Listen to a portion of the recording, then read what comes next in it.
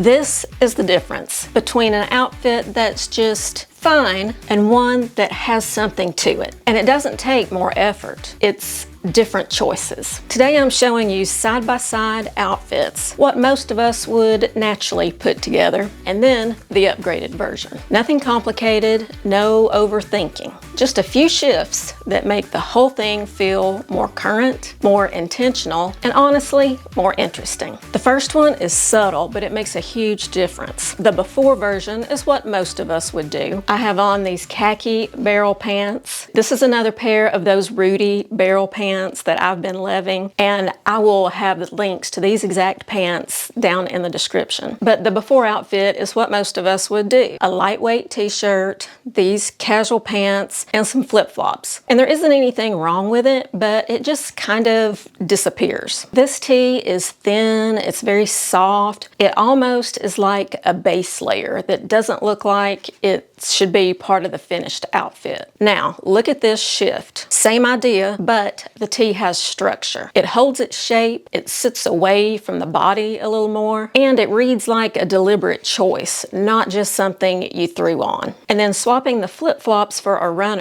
changes the energy completely. Now there's contrast, casual with a little bit of edge. This combination is what feels current. Same outfit formula, just better decisions. This one is a perfect example of how accessories can completely change the direction of an outfit. The before version here with this dress leans very cute. You've got the printed scarf, the ballet flat, everything is soft, coordinated, and kind of going in the same direction. That is the issue. Denim already has a little structure to it, but by pairing it with these softer pieces, you take that edge away. Now look at this shift. Same dress, but the accessories completely change the tone. The leather bag adds structure, the sneakers bring in contrast, and the chunky gold jewelry gives it some weight. When everything in an outfit is nice, it can start to feel a little flat. When you mix in something a little stronger, like leather, metal, or a more grounded shoe, it sharpens the whole look. It's the same dress, but now it has a point of view. And that's the difference between styled and just put together. This is where outfits start to feel styled rather than just worn. This one is a really good example of how small shifts can completely change the direction of an outfit. The before version is very familiar. White kick-out jeans, a feminine top, some wedge sandals. Everything is working in the same direction. And again, it's not wrong, it's just a little bit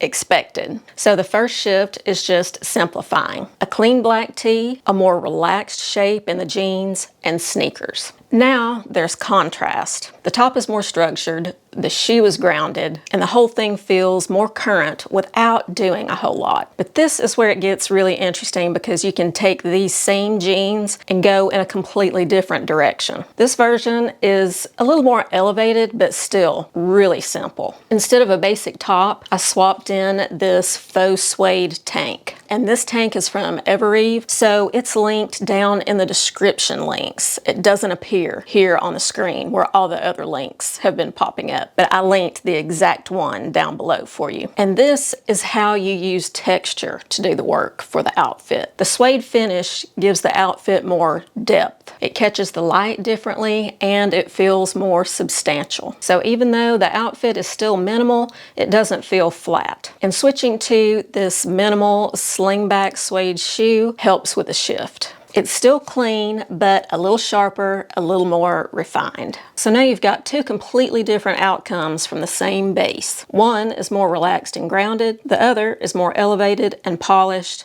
but not overdone. And again, the difference isn't more effort, it's just better choices. That's really the point of all this. You don't need more outfits. You just need a few ways to push them in different directions, depending on what you want that day. This next one is about tension, and it is one of my favorites. The first version leans very one note. The shoes and the blazer match the feel of the dress and the structured bag, so everything stays in the same lane. Now get rid of the blazer, add some sneakers, and it changes the look completely. It interrupts interrupts the outfit. And that's the point. When you break with the expected pairing, it creates interest. It looks like, oh, I just threw these items on together and it looks good, rather than I styled this in the expected way. And the bold cuff I'm wearing helps too. It adds weight, so the whole look isn't overly soft. Now, when something feels too easy, that's usually where you can push it a little bit. This one is very simple, but really effective. Here you have a dress with some kitten heel sandals and a top handle bag. Heels with a dress. It's expected, right? We all do it. But switching to this woven Mary Jane shoe completely changes the tone. This shoe is a little more casual, and it's a more up-to-date shoe pairing for this dress. And I added a sporty nylon crossbody bag, and that gives it a more relaxed feel. It pulls the look in a slightly different direction. It makes it feel more relaxed, but also more current, like you made a choice instead of